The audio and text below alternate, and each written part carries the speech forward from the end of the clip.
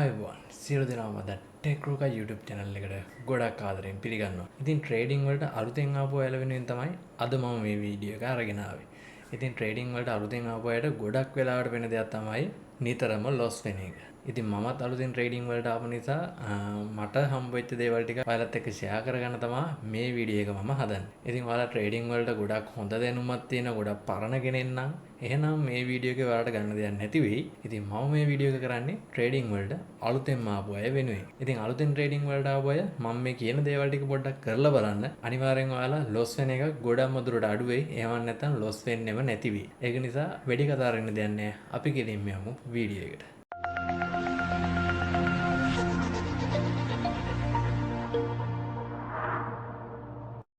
ඉතින් මුල්ම දේ තමයි අපි ට්‍රේඩ් එකකට දාන ඩොලර් ප්‍රමාණය. ඉතින් ඔයාලගේ වොලට් එකේ ඩොලර් 10ක් තියෙනවා නම් එහෙම නැත්නම් අපි හිතමු ඩොලර් 100ක් තියෙනවා කියලා. එහෙම තියෙනවා නම් ඔයාලා ට්‍රේඩ් එකකට 110ක් තමයි දාන්න ඕනේ. 110ක් හෝ 10ට අඩුවෙන් දාන එක තමයි ගොඩක්ම හොඳ.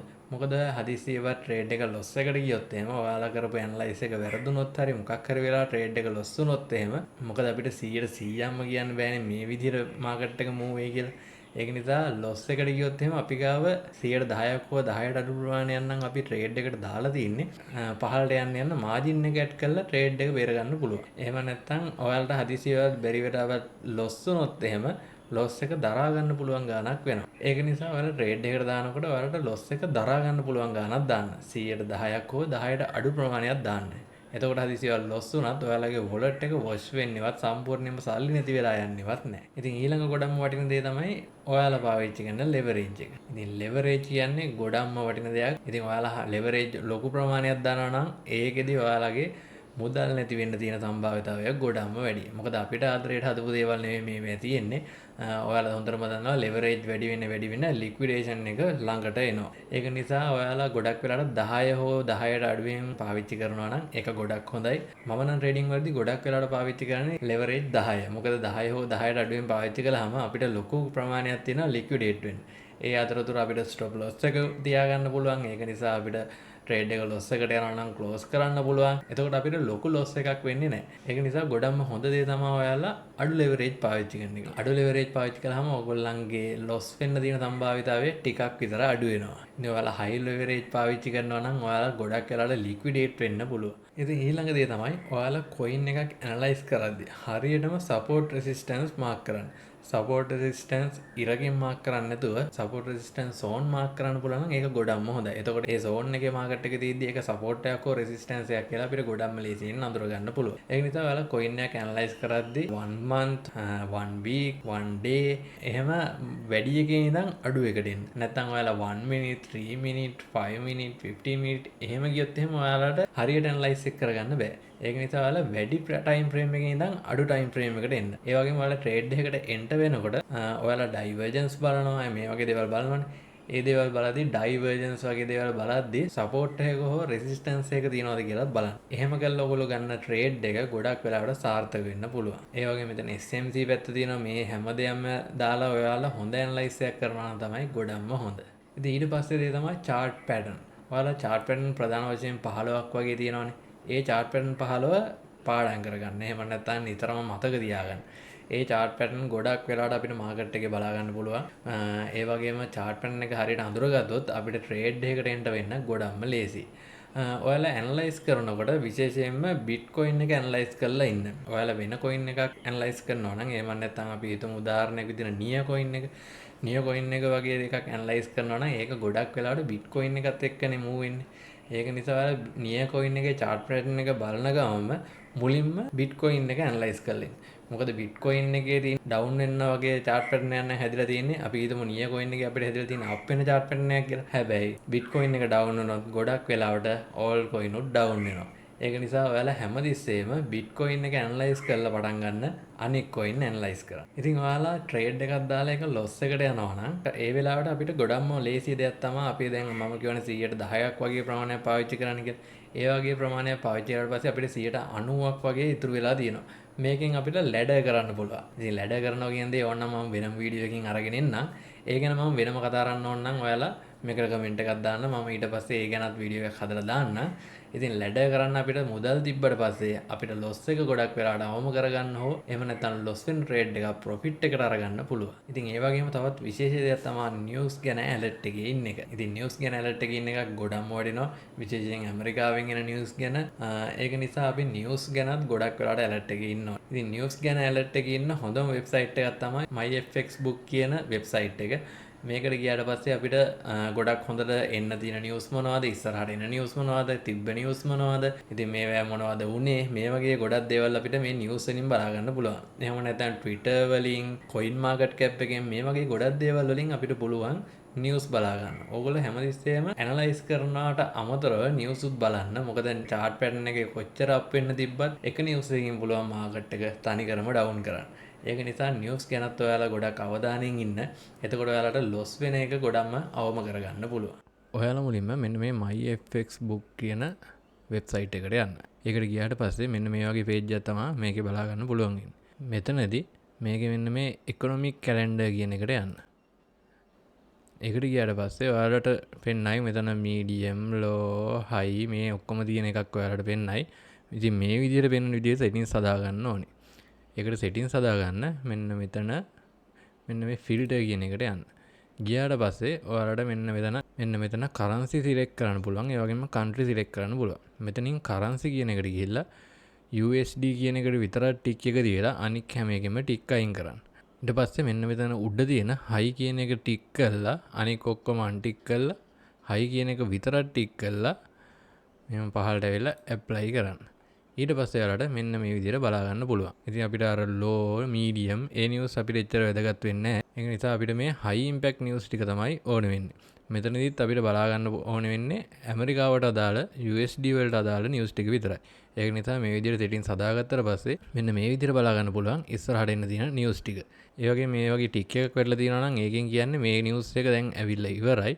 ඒ වගේම මෙතන ඊළඟ නිවස් එකේ එන්න කොච්චර කාලයක් තියෙනවද කියලා පැය ගාන, දවස් ගාන මේ ඔක්කොම මෙතන බලා ගන්න පුළුවන්. ඒ වගේම මෙතන මේ උඩ yesterday කියන තැනට ගියාට පස්සේ ඊයේ ආපු නිවස් එක අපිට බලා ගන්න පුළුවන්. ඒ වගේම මෙතන today කියන එකට ගියාට පස්සේ අද දවසට අදාළ නිවස් ටික අපිට බලා ගන්න පුළුවන්. ඊට පස්සේ අපි මේ this week කියන එකට ගියාට පස්සේ මේ සතියේටම අදාළ නිවස් ටික ඔක්කොම බලා ගන්න පුළුවන්. ඊට පස්සේ අපිට next week දෙන්න පුළුවන්. next week දුන්නාට පස්සේ මෙතන බලා ගන්න පුළුවන් ඊළඟ සතියට අදාළ ටික. ඒ වගේම මෙතන මේ show more කියන එකට ක්ලික් කරාට පස්සේ ඔයාලට තව ඉස්සරහට එන්න තියෙන නිවස් ටික ඔක්කොම බලා ගන්න පුළුවන්. අපි next week දුන්නාට පස්සේ ඊළඟ සතියේ එන්න තියෙන නිවස් ටික පෙන්නනවා. ඉතින් මේ CPI data කියන ඒවා හැම සෑහෙන්න අපිට වැදගත් වෙනවා. ඒක නිසා අපිට මෙතන high impact බලා ගන්න පුළුවන්. මෙතනින් අපිට වැටෙනවා ඒගොල්ලෝ කොච්චරක් වෙයි කියලා හිතනවාද, ඒ වගේම කලින් කොච්චරක් තිබුණද.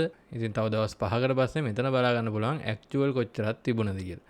ඉතින් අපි මේක ක්ලික් කරාට පස්සේ මේක ඇතුළට යන්න පුළුවන්. ක්ලික් කරාට පස්සේ ඔයාලට මෙන්න මෙතනින් බලා ගන්න පුළුවන් පොඩි විස්තරයක්. ඉතින් මේකෙන් ඔයාලට අදහසක් ගන්න පුළුවන් මේ නිවුස් එකෙන් මොකද්ද වෙන්නේ කියලා.